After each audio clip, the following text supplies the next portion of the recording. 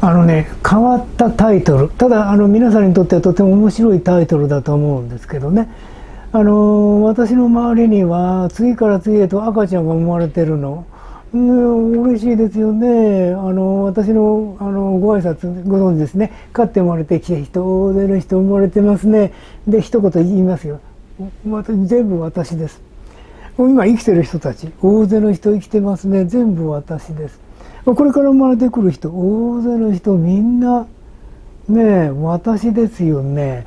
それでまた面白いことに男性と女性がいる。これが面白いね。で私は江戸川慶史をやっているのでね、男性と女性っていうのが大体どのように展開していくか、人生で体験していくかっていうのをあらましはよく知ってるんです。ただ慶史のリーディングでもなかなかご理解いただけないような部分もあるんですね。で私はその辺のところは私流に解釈してる。これなぜそんなことを言うかというとこういうことですね。慶史のリーディングに私の知ってる限りでは男の子はこうして育てたらいいよ、女の子はこうして育てたらいいよってあんまり言ってない。私は実はそのことをすでに知ってるので私なりの生き方してるのでケイシーのリーディングの中にそういうことがあるかどうかよく記憶してないだけかもしれませんね。また教えてくださいね。で私自身はこれも何度も申し上げてる兄弟8人のトップですよね。でいろんな兄弟がいる。でさらに当然なんだけれども親戚なんかでも兄弟が多いのがいっぱいいる。一番親戚なんかうるさいこと言わないで隣近所まあ兄弟の多いのばっかりでね、学校から帰ってきたら学校がそうですよね、子供だらけだったかな。で私どもの場合は小学校ね男女共学じゃなかった。中学校も男女共学じゃなかった。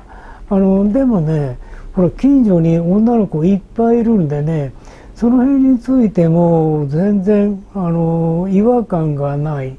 ね、女の子との間の違和感がないとこういうことだね。さらに言うと育て方にね私は違いがあって当然という感じを持ってる。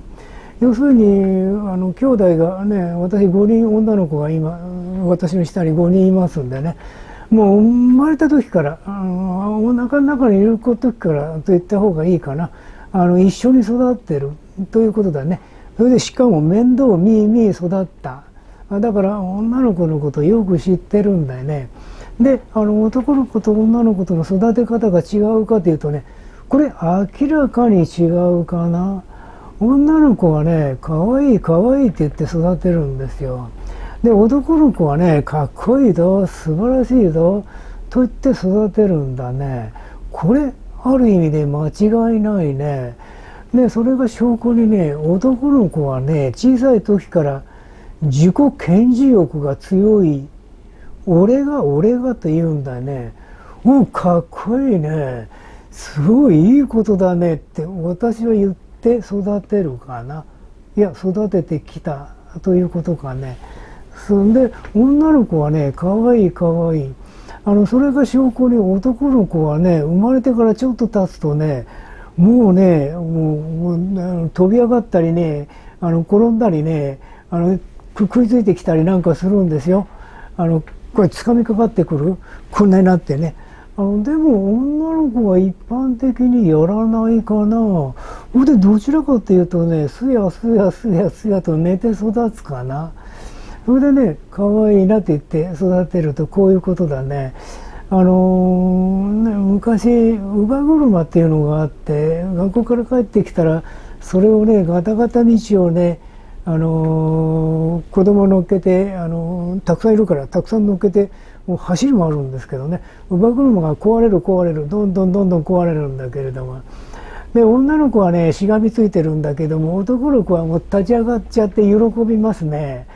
で乳母車がこうで振動しますとね、男の子は止まってくれるんだけど女の子落っこっちゃうんですよ。あれも面白いね。男の子で落っこちんの見たことないかな。と言ってね、育て方って違ってていいという感じを私は持ってます。ですから女の子は可愛い可愛いでね、どちらかというとすやすやすやすやと赤ちゃんの時ですよ、寝ながら育つ。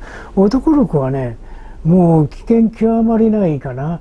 這い出していったら這うスピードもすごいですよ。キャーッと入ってて、うちの息子なんかハイハイしたらすぐ階段登ってっちゃったね。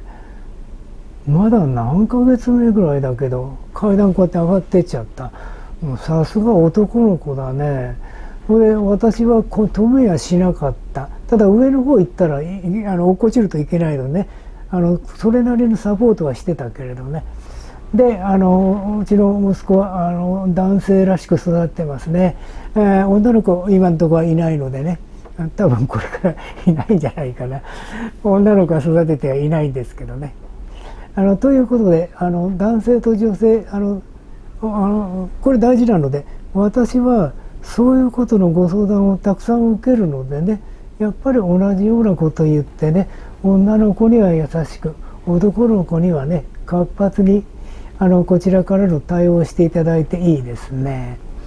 それから大きくなってさらに言うと、私はね女の子に寄りかかれないタイプなんですね。サポートしてあげる。女の子ってサポートするものかな。で今女の子って言ったでしょ。ご存知の通り私チビです。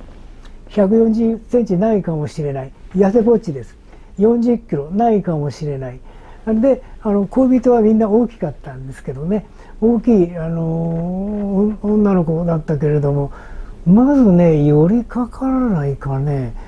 女性に寄りかかるっていうとすごい自尊心が刺激